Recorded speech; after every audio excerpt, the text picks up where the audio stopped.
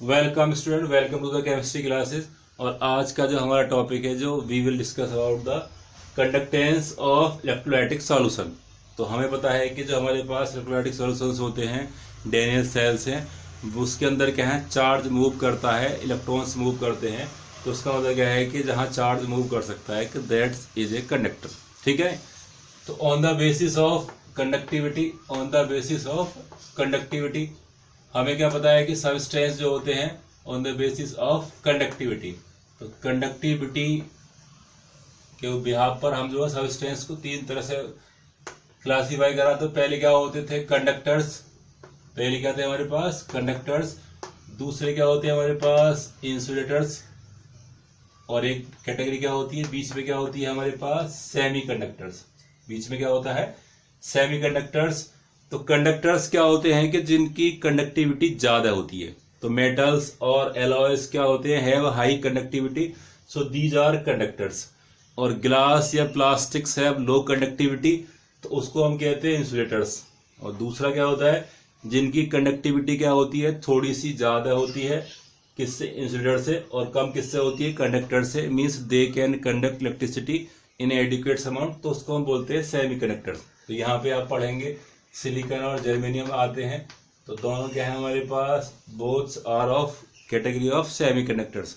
तो ये आपका टॉपिक होता है बहुत बड़ा, इसको हम बाद में पढ़ते हैं। अब हम कह रहे हैं कि कंडक्टर्स। तो कंडक्टर्स क्या होते हैं, जो चार्ज को मूव करने देते हैं, या they support flow of charge. Means जिसके अंदर से करंट फ्लो कर सकती है वो कंडक्टर्स होते हैं, और जिसके अंदर से करंट फ्लो नहीं कर सकती, that's are the insulators. Very simple. तो मीन्स अगर आपके पास कोई प्लास्टिक रॉड है, कोई क्या है, प्लास्टिक रॉड्स है। अब देखो, जैसे अगर हमारे पास ये एक पेचकस है, ठीक, स्क्रू ड्राइवर है, तो ये वाला पार्ट क्या है हमारे पास, इंसुलेटर्स है। क्योंकि यहाँ पे देखो इसके अंदर क्या लगा हुआ है, मेटल लगा हुआ है। Metal is a good conductors, but metals के ऊपर जो हमारे पास ग्रिप्स है, ये क्या है, ग्रिप्स, ये पॉलीथीन या किसी की बनी हो सकती है, इट इज ए इंसुलेटर्स। तो इसका मतलब क्या है कि जो हमारे पास करंट्स है इस सरफेस से ऊपर सरफेस तक नहीं आ पाते, तो चार्ज का फ्लो नहीं होता है। तो इसका मतलब क्या है कि हम पता कैसे करते हैं, शॉक नहीं लगता है। अब मानो यहाँ पे गलती से यहाँ पे कट लग जाए तो हमें शॉक लगता है। इसका मतलब क्या है कि कंडक्टर्स जहाँ भी होंगे, चाहे छोटी अमाउंट में चाहे बड़ी अमाउंट में, अगर आप जरा सा भी टच करेंगे तो शॉक फील करेंगे। अगर शॉक फील हो रहा है तो उसका मतलब दैट्स ए कंडक्टर्स, और नहीं हो रहा तो दैट्स ए इंसुलेटर्स। ठीक है। अब हमने क्या देखा कि हमारे पास जो कंडक्टर्स है वो दो तरह के। इस चैप्टर का मतलब क्या है, हमारे पास कंडक्टर्स को पढ़ना है। तो कंडक्टर्स हमारे पास दो तरह के होते हैं। तो टू टाइप्स में हमने इसको कैटेगराइज करा। तो पहले क्या होते हैं हमारे पास में, इलेक्ट्रॉनिक, कि जहां पे क्या है, इलेक्ट्रॉन्स मूव करते हैं, इलेक्ट्रॉनिक। और बोलते हैं इसको मेटेलिक कंडक्टर्स। और दूसरा जो हमारे पास चैप्टर में आया था उसको हम बोलते हैं इलेक्ट्रोलाइटिक, और बोल सकते हैं इसको आयनिक कंडक्टर्स। तो देखो, जैसा कि हमें नाम से पता लग रहा है कि इलेक्ट्रॉनिक्स के अंदर क्या होते हैं, इलेक्ट्रॉन्स मूव करते होते हैं, और मेटल्स जो होते हैं that's have good excess amount of electrons, और that can carry charge carriers. तो वहां पे करंट इजीली बनती है। और इलेक्ट्रोलाइटिक सॉल्यूशन में क्या होता था हमारे पास, इलेक्ट्रोलाइटिक सॉल्यूशंस के बारे में हम पढ़ेंगे। इलेक्ट्रोलाइट्स क्या होते हैं कि जो अपने एक्वस सॉल्यूशन में डालने के बाद में अपने आयंस में डिसोसिएट होते हैं, मींस ब्रेक हो जाते हैं। और ब्रेक होने के बाद में अगर मानो हम कह रहे हैं कि यहाँ पे NaCl है, तो NaCl इज इंसुलेटर। बट जब इसको एक्वस करेंगे, तो जब इसको डालेंगे यहाँ पे, तो यहाँ पे क्या बनेगा, Na+, और ये क्या बनेगा, Cl। तो अपने आयंस में ब्रेक हो जाता है। तो NaCl इज ए इलेक्ट्रोलाइट। ठीक है ना। और एक होता है आपके पास स्ट्रॉन्ग, और एक क्या होता है, वीक। अगर ये कंप्लीट हो जाता है तो उसका मतलब क्या है, it is a strong electrolyte. और अगर ये पार्शियल होता है तो उसको हम कहते हैं वीक इलेक्ट्रोलाइट। इनके बारे में आगे पढ़ेंगे। तो ये प्रॉपर्टी क्या है, इलेक्ट्रोलाइट्स की होती है, अगर यहाँ पे चार्ज कैरियर्स बन जाते हैं, तो these are the charge carriers. तो अगर आपसे पूछता है कि सॉल्यूशन फॉर्म में कंडक्टेंस किसकी वजह से हो सकती है, तो that's may be due to the electrolytes. अगर हमने यहाँ पे ग्लूकोज को डाला, किसको डाला, ग्लूकोज को डाला, और ग्लूकोज को डालने के बाद में हमें क्या है, कंडक्टेंस नहीं मिली। उसका मतलब क्या है कि ग्लूकोज क्या है, नॉन आयनाइजेबल कंपाउंड्स है, तो that's a non electrolytic compound. और इसका मतलब क्या है कि वो कंडक्टेंस नहीं शो करता, तो that's behave as a insulators, that's behave as a insulators. अब हम पढ़ेंगे, पहले पढ़ेंगे, डिस्कस करेंगे थोड़ा सा इलेक्ट्रॉनिक और मेटेलिक कंडक्टर्स को, इलेक्ट्रॉनिक और मेटेलिक कंडक्टर्स को, वो क्या होते हैं और उनकी प्रॉपर्टी क्या होती है। तो आप इतने पार्ट का स्क्रीनशॉट लीजिए। तो अब देखिए हमारे पास कंडक्टर्स होते हैं, ये इलेक्ट्रॉनिक कंडक्टर्स होते हैं, जो मेटल्स होती हैं, कॉपर है, सिलिकॉन, कॉपर है, हमारे पास गोल्ड है, आयरन है, ये एल्यूमिनियम है, that's are the electronic conductors, क्योंकि यहाँ पे क्या इलेक्ट्रॉन्स मूव करते हैं। तो इनकी कंडक्टेंस मीन्स जो जी होता है, कंडक्टेंस क्या होता है 1 रेजिस्टेंस, तो रेजिस्टेंस का जो इनवर्स होता है दैट्स कॉल्ड कंडक्टेंस, और यूनिट क्या हो जाएगी इसकी ओम इनवर्स, ओम इनवर्स, ठीक है नहीं, ये इसको बोलते हैं MHO। ओम का उल्टा क्या होगा, हो जाता है, या इसको साइमंस बोलते हैं, ठीक है। तो अब हम कह रहे हैं कि माने हमारे पास कंडक्टेंस किस पे डिपेंड करती है। तो पहला क्या है कि हमने देखा है माने कॉपर एक गुड कंडक्टर है, और एल्यूमिनियम क्या है हमारे पास थोड़ा सा कम कंडक्टर से, और आयरन क्या थोड़ा सा और कम है, बट हमारे पास सिल्वर क्या कॉपर से भी ज्यादा है। तो उसका मतलब क्या है कि nature and structure of the substance, तो अगर हमारे पास जो मेटल है उसकी स्ट्रक्चर और जो उसका ज्योमेट्रिकल आइसोलेशन है, और दूसरा क्या है उसकी नेचर। मानो अगर हमारे पास कॉपर है तो उसकी कंडक्टेंस अलग होती है, और जिंक की क्या होती है अलग होती है। तो पहला क्या आप सिंबल समझ सकते हैं कि मानो नेचर पे डिपेंड करती है कि हमारे पास सब्सटेंस किसका बना हुआ है। दूसरा क्या है नंबर ऑफ वैलेंसी इलेक्ट्रॉन्स पर एटम्स, तो हमारे पास एक एटम्स में कितनी वैलेंसी हो सकती है। अगर हम कह रहे हैं कि मानो सोडियम है तो इसकी वैलेंसी 1 है, और Fe है, आयरन की वैलेंसी क्या होती है 2 होती है, 3 होती है। तो यहाँ पे वैलेंसी बढ़ने से क्या होता है कंडक्टेंस ज्यादा होती है, जितने ज्यादा इलेक्ट्रॉन्स हमारे पास फ्री होते हैं तो वो क्या करते हैं कंडक्टेंस बनाने में हेल्प करते हैं। तो अगर वैलेंसी इलेक्ट्रॉन्स ज्यादा होते हैं तो मूवमेंट ज्यादा होता है, तो कंडक्टेंस क्या होती है ज्यादा होती है, ठीक है। दूसरा आपका बहुत इंपॉर्टेंट है कि टेम्परेचर, तो इसको आपने फिजिक्स में पढ़ा होगा कि टेम्परेचर बढ़ने पे रेजिस्टेंस पे क्या इफेक्ट आता है।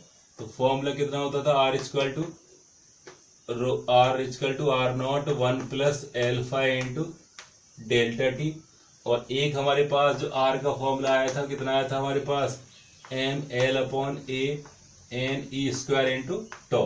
तो जो R है वो किसके प्रोपोर्शनल है 1/τ के। अब τ क्या होता है जब इलेक्ट्रॉन्स स्ट्राइक करते हैं मूव करते हैं तो दोनों के बीच के सक्सेसिव कुलियन का, मानो अगर हमारे पास ये कोई कंडक्टर्स है, अब यहाँ पे क्या इलेक्ट्रॉन्स बहुत सारे फ्री हैं, तो ये इलेक्ट्रॉन्स स्ट्राइक करेगा यहाँ पे, तो इनके जो बीच का टाइम t1 है, इसका टाइम क्या है t2 है, तो इनके बीच का जो एवरेज टाइम है उसको हम बोलते हैं एवरेज रिलैक्सेशन टाइम या τ बोलते हैं।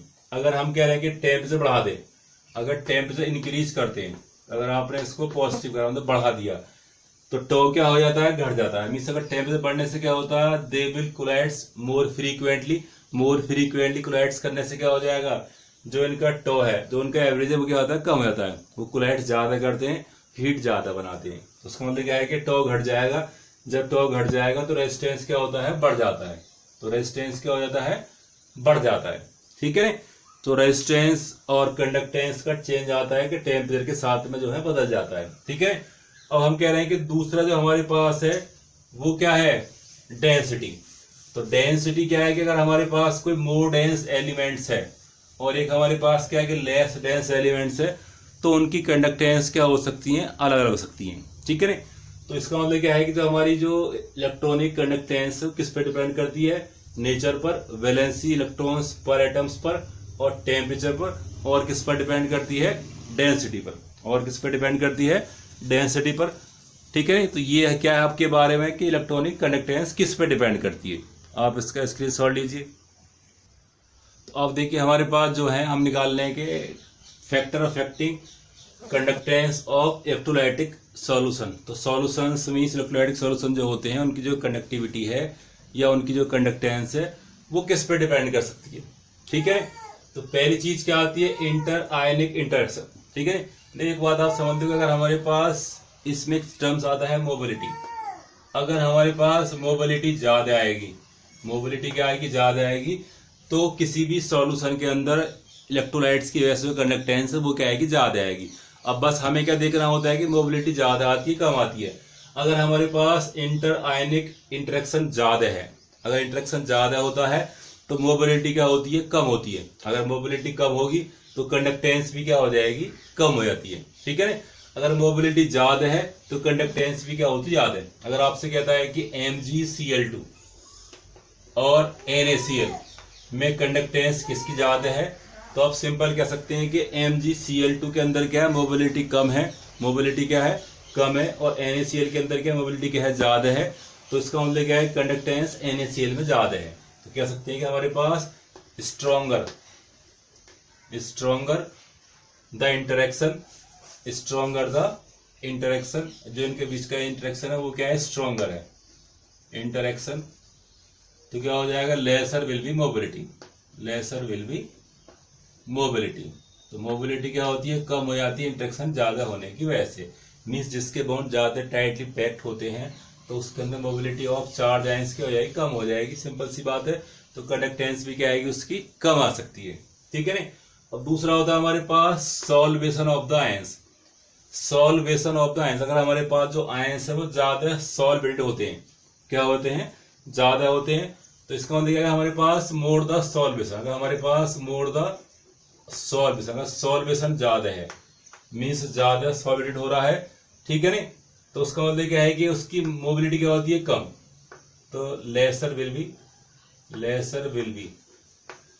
कंडक्टिविटी। तो कंडक्टिविटी भी क्या हो जाएगी उसकी, कम हो जाती है अगर सॉल्वेशन क्या होता है उसका ज्यादा है, क्योंकि मोबिलिटी क्या होती है, घट जाती है। तो दोनों को क्या होगा, इनवर्स। अगर हमारे पास बॉन्ड स्ट्रॉन्ग है तो मोबिलिटी कम है, अगर हमारे पास सॉल्यूशन ज्यादा है तो कंडक्टिविटी या मोबिलिटी भी क्या होती है, कम होती है। अब देखो हमारे पास थर्ड होता है विस्कोसिटी।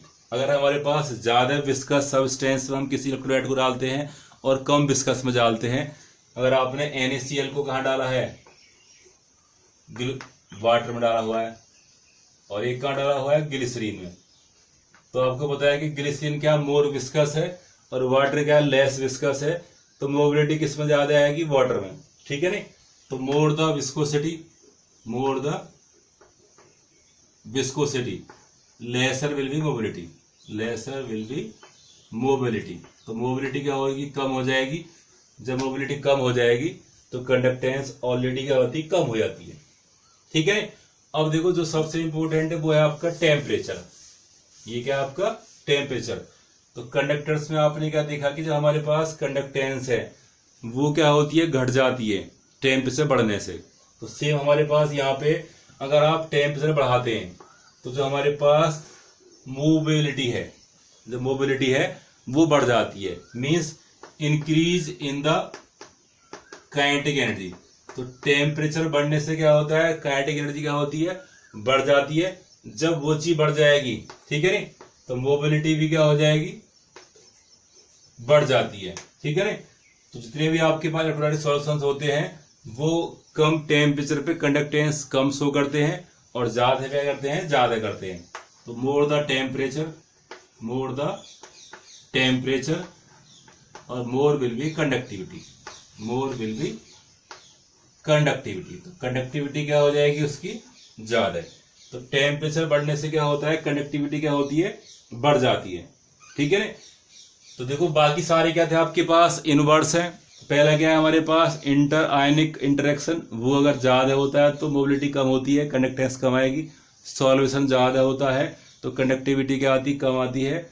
विस्कोसिटी ऑफ सॉल्वेंट, तो अगर मानो विस्कोसिटी ज्यादा है किसी भी सॉल्वेंट की तो मीन्स कंडक्टेंस क्या आएगी, कम आएगी। बट हमारे पास जो टेम्परेचर है उसकी कंडक्टेंस क्या आएगी, बढ़ जाती है। अगर टेम्परेचर बढ़ता है तो कंडक्टेंस क्या होती है, बढ़ जाती है। ठीक है ना।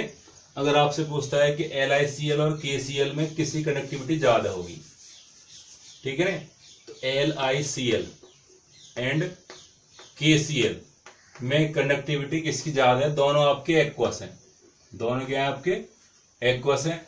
तो आप सिंपल कह सकते हैं कि हमारे पास KCl के अंदर क्या मोबिलिटी ज्यादा होती है, LiCl में क्या होता है, कोवलेंट कैरेक्टर्स होता है, इंटरेक्शन स्ट्रॉन्गर होता है, और KCl में क्या है, वाटर में डालने के बाद में डायरेक्टिव कांस्टेंट ज्यादा होने की वजह से क्या होता है, इनके बॉन्ड वीक हो जाते हैं, मोबिलिटी ज्यादा आती है।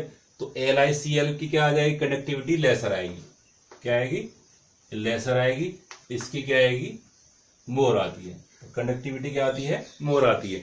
तो ये सब किसके बारे में था कि कंडक्टिविटी किसी भी सब्सटेंस की किस पे डिपेंड करती है, किस पे डिपेंड करती है। ठीक है। तो इस वीडियो में आपने क्या पढ़ा कि हमारे पास कंडक्टेंस क्या होता है, दो तरह कंडक्टेंस होते हैं और जो उनकी कंडक्टिविटी है वो किस चीज पर डिपेंड करती है। तो दोनों के बारे में पढ़ा हमने, मेटल्स के बारे में और इलेक्ट्रोस्टैटिक सॉल्यूशंस के बारे में। तो आई होप सो वीडियो आपके लिए हेल्पफुल होगी। ओके, तो लाइक एंड शेयर करें और घर पे रहें, सेफ रहें।